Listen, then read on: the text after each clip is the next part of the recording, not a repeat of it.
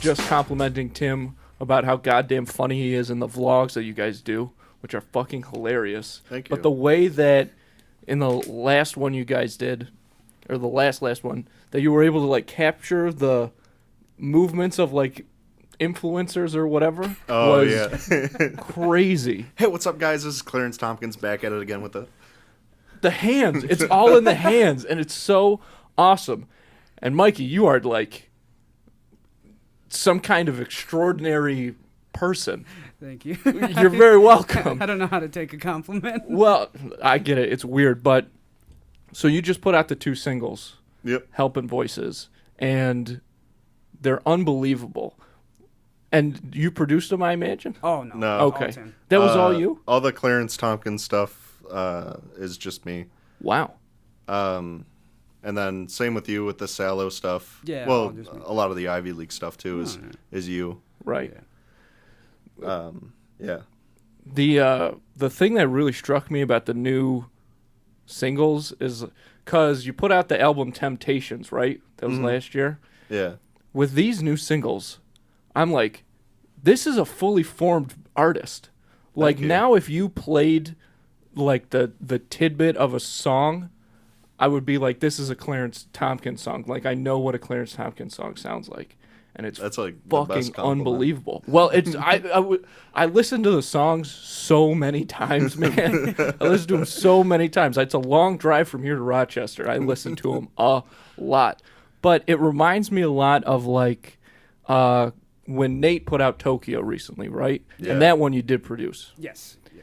When I heard that song, it was the same thing. I was like, oh, now, like the first second of that song, even if I didn't know that it was Nate Spanish, I would be like, this sounds like a Nate Spanish song. Damn. Yeah. Yeah. That's really cool. Yeah, I feel that way too about Nate, and especially the Salo stuff too. Oh, Your yeah, stuff, for sure.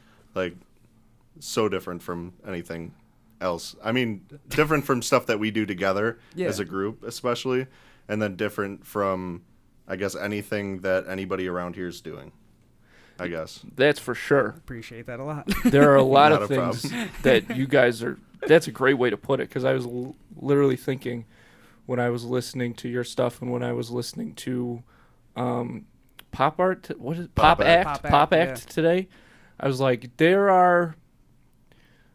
are sounds that people would have a hard time replicating themselves. You know what I mean? Like, those are things that only you guys can do. I appreciate that. Yeah, that means the literal world. It's so true. It's almost, and I get that it's a big compliment. I almost feel weird giving it to you, but I'm so dead serious about it. It's awesome. But, like, to do this real quick, as a producer question, Mikey, is it sometimes more difficult to come up with, like, ideas and stuff for yourself than it is when you're working on other people's stuff? Oh, shit. I would say like making stuff for me is like a whole different thing. It took me forever to like be able to make stuff on my own, just because like I was used to being in bands or groups where you have like a lot of like collaboration on the final thing. So like making stuff on my own is kind of just like throwing ideas at the wall until they stick, which I guess is kind of like what we do anyways. Yeah. But there's no like person to say, hey dude, that sucks. So like I guess I'm more critical of it, but I would say it's I don't know if it's harder, but I think it's definitely it's as fun, but in a different way.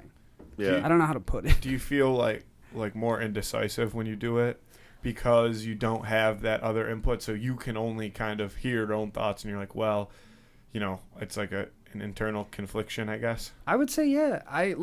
I have a hard time putting it out. Like, I made Pop Act in October of last year when I made, like, my first EP. And just kind of sat on it? Yeah, because I was like, I was having trouble with mixing, and, like, my computer killed itself, so it was a nightmare with that. But basically, like, I was just kind of like, I don't know if I'm going to put this out. Like, literally a month before I put it out, I was like, yeah, I'm done. I'm not going to do solo stuff anymore.